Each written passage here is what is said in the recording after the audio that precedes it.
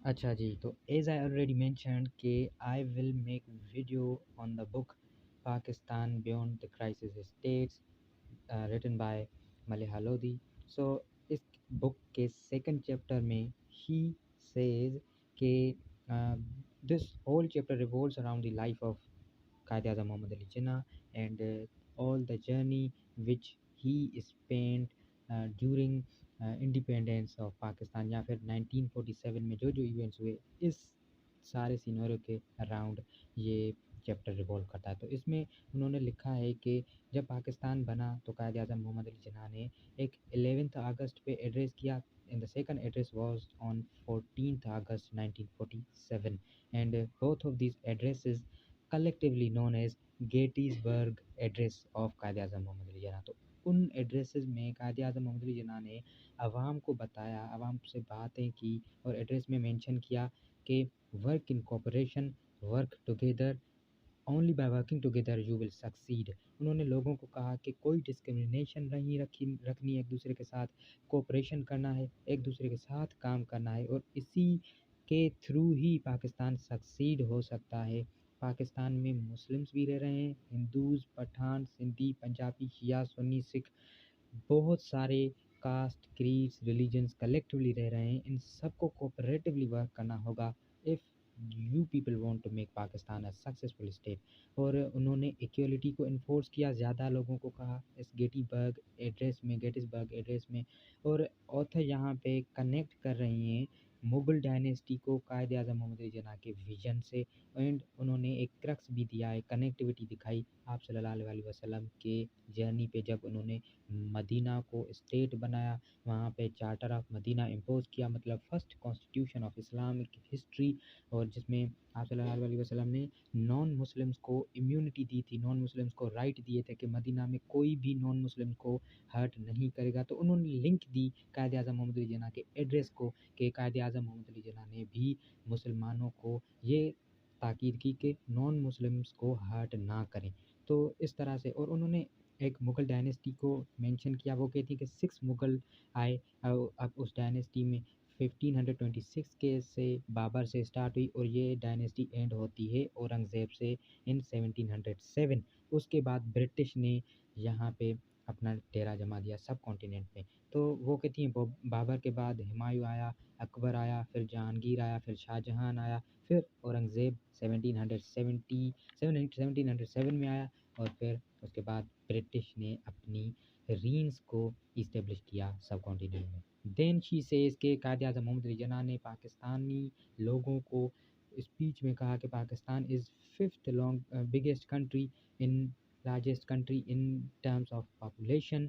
ये सिर्फ एक मुस्लिम स्टेट नहीं है, ये एक ऐसी स्टेट है जिसका बेसिस इस्लाम पे बना और यहाँ पे सारे रिलीजन्स एग्जिस्ट कर सकते हैं collectively, cooperatively. They should work in order to survive, in order to reach the heights of glory.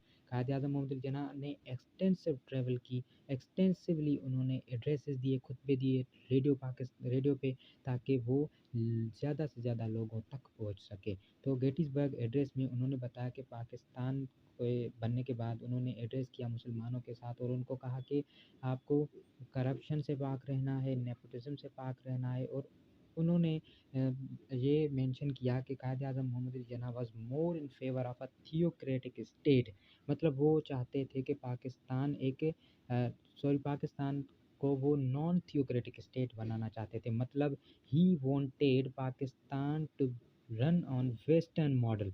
मतलब पाकिस्तान में अगर इस्लामिक रूल्स को इम्पोज़ किया जाएगा, शरिया रूल्स को इम्पोज़ किया जाएगा और पाकिस्तान को मुल्लास के ट्रेडिशनल रूल्स पे चलाया जाएगा तो नॉन मुस्लिम्स को डिफ़िकल्टी होती बिकॉज़ पाकिस्तान में नॉन मुस्लिम्स भी रह रहे थे। तो उन्होंने इक्वलिटी को ज़्यादा इन्फोर्स किया, इक्वलिटी को ज़्यादा उन्होंने प्रेफ़र किया। In this way he mentioned एक आर्टिकल उन्होंने मेंशन किया है मलिहा लोधी ने अपने बुक में कि कायद आज़म मोहम्मद अली जिन्ना ने मेंशन किया कि Pakistan will not be a theocratic state under mullahs regime.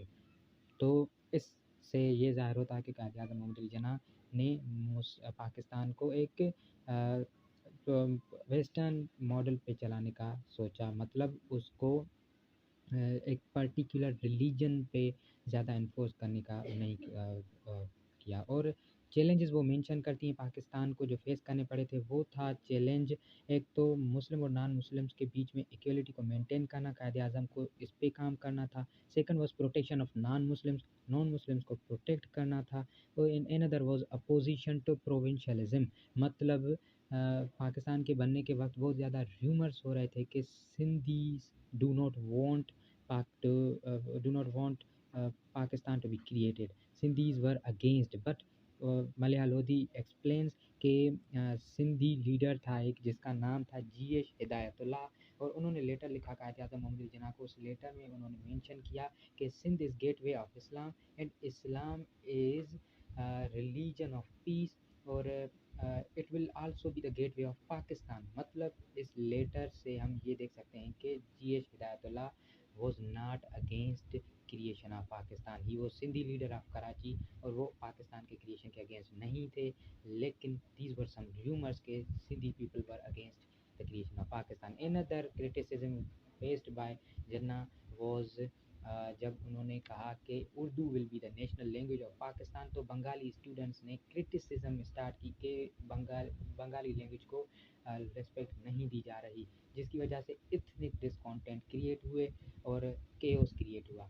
And the another problem was flight of refugees. Pakistan में बहुत ज़्यादा रिफ्यूजीज़ आए थे इंडिया से, तो इवन बांग्लादेश अफ़गानिस्तान से भी रिफ्यूजीज़ आए थे पाकिस्तान में। तो उन रिफ्यूजीज़ को सेटल करना थोड़ा प्रॉब्लमेटिक हो रहा था कायद आज़म मोहम्मद जिन्ना को स्टार्ट में, और इस तरह से कायद आज़म मोहम्मद जिन्ना ने प्रॉब्लम्स फेस किए था। एंड में सेकंड चैप्टर में मलिया लोधी लिखती हैं कि कायद आज़म मोहम्मद जिन्ना ने डेथ से पहले इंडिया और पाकिस्तान का एक डिफेंस पैक्ट क्रिएट किया था, साइन किया था। उसके बाद कोल्ड वॉर स्टार्ट हो गई थी, तो पाकिस्तान ने न्यूट्रलिटी इख्तियार की थी। कायद आज़म मोहम्मद जिन्ना का विजन ये था कि Pakistan should be a globalised nation, a globalised state where there will be no restriction for borders, और एक न्यूट्रल स्टेट होगी, किसी ब्लॉक को ज्वाइन नहीं करेगी Pakistan. So this was the second chapter of Pakistan beyond this crisis states और state, और इसका क्रक्स